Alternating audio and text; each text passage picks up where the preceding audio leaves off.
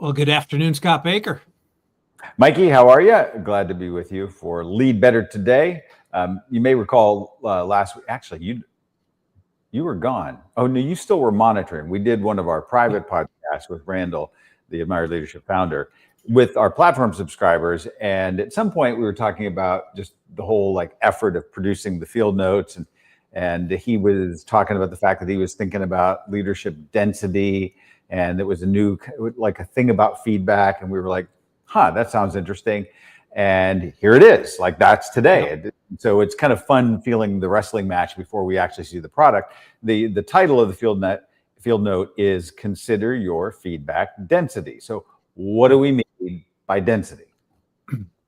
Well, when I was a kid, calling somebody dense. Excuse me. Do I need to call 911 over there? No, I'm good. Calling somebody dense was one of the worst insults you could give them. Sure, it was a very, in the time, it was a very junior high kind of insult. It's like, oh, he's so dense, as a way of just calling somebody stupid. But I don't think that's what we mean here, right? When we consider about the density is like the volume of feedback that comes at people. But I think it's a really great consideration. The fact that the field note opens with the idea that most of us do think about the idea of feedback in terms of what are the first two things here well, accurate and actionable is something. Yeah, accuracy, right? Continual and consistent, and then you get to how much feedback is kind of getting into this density territory here, which is right. I could give you one idea, I could give you 20 ideas, I could give you some positive, some negative, all kinds of sort of saturations in between. Well, what's actually going to make you better? Right. And so we had someone in the comments who mentioned, I don't know what's going on with my throat. In terms of, I can tell you what's going on. The giant bass on the wall is getting even. Yeah. Because he got landed, and with something stuck in his throat. And now he's like, I am going to exact my karma right now. Right. That would be my feedback, by the way, is no snacking right before live chats on Substack and getting ready I don't to think do that was better. it. Yeah. Yeah. Right. So accuracy speaks specifically to whether or not the feedback has quality to it, right? Right. Whether or not it's actionable is whether or not I can be specific, and whether or not it's right there. We're talking about density today. And so someone in the comments was like, what about deliverability? Like the quality of how you deliver How can you deliver it? Yeah, correct. Right. Is a fourth one that's in there. And I think that in terms of when you're breaking down what delivery is, how good your delivery is, that density is probably the first thing that you're thinking about. Yeah. And by the way, the point that you made, and this is not really what the point of the field note is, but that issue of the quality of delivery, that can be a little bit of a deception too, because like any kind of communication, you can have somebody that is really effective at telling you in just the right rhythm, and they've got great stories, and they've got this insight, and they cite something. And it absolutely doesn't help you. It might even be wrong. It doesn't apply to the situation. They didn't listen to the context. So just because it's delivered well doesn't speak to the quality. Here, we're really just talking about, how many courses of this meal am I going to feed you before you're ready to pop? Right. And, it's something that maybe if you have children in your life, it's something that you've come to understand a little easier. Maybe those without children or who haven't worked with kids might be a little slower to kind of understand that this is a regular issue. But if I've got frequently I have 7 things to tell my children, right? Yeah, but you have 6 kids, so you can portion them out one at a time. No. I mean, even with one, when it's one kid that I have, I'm evaluating how well they mowed the lawn, right? I know that the particular child that I'm thinking about, just can't handle more than 1 or 2 things, right? Sure. Yeah. But it's hard. It's hard. And my wife and I have talked about this a lot in the past, right? When she has 4 things on her list and they're all very important to deliver to our children, just having to choose one or two of them, knowing that, they can't handle more than one or two things in their head at a time. And so is that the evaluation that we're making, is whether or not you're working with people who just can't handle those things in their head at a time? But for most people, it's about personal change management. Okay. And if you really are asking people to change, is it reasonable to think that you can ask people to change 4 things at the same time? Mm-hmm. Is it reasonable to think that you can ask someone to change 3 things at the same time? Right. And so I suppose that your density, if it is something that you kind of line out as like, I've got 7 things to talk about, but I'm only going to say 1, right? That even in itself might cause me to spin out if someone says that about it, because I'm so curious about what the other 6 are. What? Yeah, right. You see, that may not be the way to phrase that. Well, exactly. One of the nice things that I've echoed this phrase. I read it a couple of months ago, something that Brett McKay wrote about Dale Carnegie, and it was an example of how he would often screw up, and he would keep this notebook of things that he just messed up, and he was talking about he treated somebody badly. They probably didn't even know that they'd been treated badly. He just was like, gosh, this thing happened and I reacted this way, and look at me, I'm Dale Carnegie, and at this point, had written many bestsellers 100 years ago, and he's like, I'm the one that people pay to help them learn how to handle human nature. And I keep hearing that phrase, how do we handle human nature? Our own, other people's. And this is sort of at the essence of what so much of what the behaviors are in admired leadership, and trying to find the universals that best help us handle human nature. Now, we have very specific behaviors in our platform around feedback and cadence, and the way that you kind of, nobody wants to get sort of that sandwich technique, and you did a nice job on that. And of course it did, cost us our best client, and the company's now going to fold. But I'm going to give you a good recommendation letter. You're still not going to feel good about that conversation. And there's great power in the idea that, you want to make sure that compliments have a certain sort of specificity. And, John Wooden at UCLA, he kind of had his, I think it was a 4-to-1 technique. It was like he was going to give you 4 very specific things that he really liked about what you did before he'd talk even about one thing that you could improve on. And we know also then, in the rhythm of all of this, from all kinds of research, that whatever is the thing that you're hearing last, I mean, Daniel Kahneman's research was around that sticks in your mind, right? The thing that you're hearing, and you can only get, plus or minus 1 or 2 things. You can only hold like 5 or 7 things in your mind at the maximum. So if you've overloaded me with stuff, and the negative stuff is what's weighted, like if you just kind of gave me a couple of great compliments, but you really went nuclear on something, that's what I'm taking away, that's what I'm feeling, and that's going to be the thing that sticks.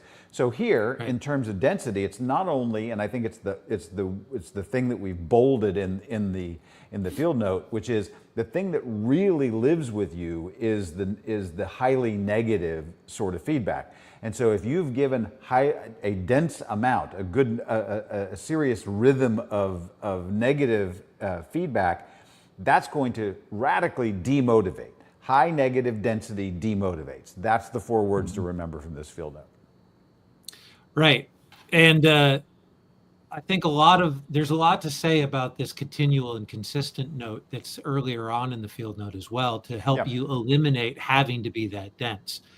And I think a lot of leaders have a tendency to wait until their weekly one-on-one, and now they've got 7 things that they need to kind of talk about, what I've noticed, as opposed to the best thing that you can help yourself is not use that time where you're storing up all this negative feedback and giving it.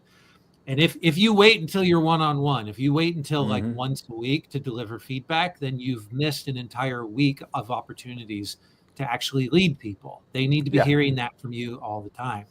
And if you're concerned, like, well, then every time I open my mouth, I'm going to be negative to somebody, then you're someone who needs to learn how to deliver feedback in a way where it doesn't come across as negative. It eventually becomes so natural that it doesn't even feel like feedback to them, right? It doesn't feel like critique, right? It might feel a little bit like coaching, but it might just be that you're talking about relationships. And a couple of the past conversations that you and I have had, about feedback in particular have spoken directly to just allowing that relationship to be this ongoing conversation instead of it being, well, here's the portion of the conversation where I'm going to give you feedback, right? It doesn't need to be that way. Yeah, and I think that we're often in a rush to get everything out there, to say everything that we are thinking about, like there'll never be another conversation. When in fact, in all relationships, it's actually the ability to kind of cultivate the next conversation and make that natural. Right. And so when you're able to do some of the things we talk about with the really effective leaders that you look at, the best in the world, they're tracking. It's not just a to-do list. They have ideas around the projects and the people. And if you're saying, you know, I know that this person needs to work on this and this and this, well, it doesn't do me any good to come in with 11 points about number one and 12 points about number two. Part of my skill as an exceptional leader will be how I pace those things out, how I actually bring them to mind, how I decide which one am I going to pose as a question that I want you to think about and we're going to circle back to in a couple of months. And when you do that, and when you're able to pace yourself, that's really effective. And that actually is the thing that is the distinguishing mark of your excellence as a leader. Yeah. Okay. So question about when you roll out high density, or if there's ever a time that you shouldn't roll out high density. When it's a performance negative oriented, or positive? In the negative, right? Yeah. So if you've got a performance that you're working on, a presentation that you're going to be making, it's a 30-minute speech, a pitch of some kind, and you've been working on it, and as you do it in front of me, I've got a list of 5 or 6 things. So this could be immediately after your practice session. It could be a highly dense time where I'm going to let all those things go at once. Maybe you're preparing for something that's just a couple days away. So it's not like I have the time to be able to hold back on some of that. Yeah.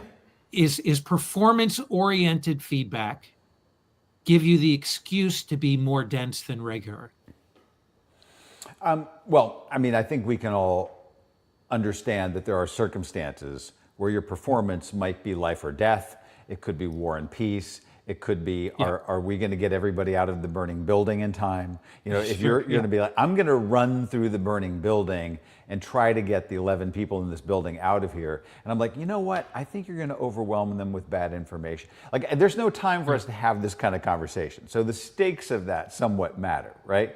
So I do, and look, there are circumstances where that is the case. But what I'm going to say is, I think that most often, my temptation in the last couple of years, and I wish I were more masterful at it than I am, is if I just have not even a lot of extra time, but just a beat of extra time. If you've given like a talk that you're planning to give, and I've listened and I've written down 3 or 4 things, that rather than me even saying, well, gosh, we got to go through these 3 things, and you got to rework the illustration you used at the beginning. If I say, tell me about the structure. What were you looking at there? And then they tell me. So where do you feel like you best created the tension for the audience in terms of really getting those felt needs inside their heart to come alive? They will start to answer in a way where I'm not even giving them an overload of feedback. And usually they'll be like, well, I think I was trying to use this illustration, but maybe that didn't quite land. In fact, when I was telling the story, I realized that I actually have a better one. Oh, good. Oh, that sounds tremendous, right? So now I haven't overloaded you with anything. I've just asked you some questions. So in fact, most of the time, and somebody recently asked me they do give a lot of public presentations, and they say, well, how do you think I'm doing? And I say, well, what are the kind of things you're working on? And they would list into that. They would list a couple things. Where do you think you could get better? Like when you're reviewing your own performance, they will usually tell you. And you can just sort of slide in little pieces here, and they'll go, oh, thank you so much for that. And it didn't even look like you did anything. That's the thing we should all be shooting for, is that level. I'm not even saying I was very good at it in that sense, but I do have one thing that your discussion of the negative association of density, calling somebody dense. Right. I've also been chewing on, like the Dale Carnegie quote, something for a couple of years, and I think I've referred to it once or twice in our conversations.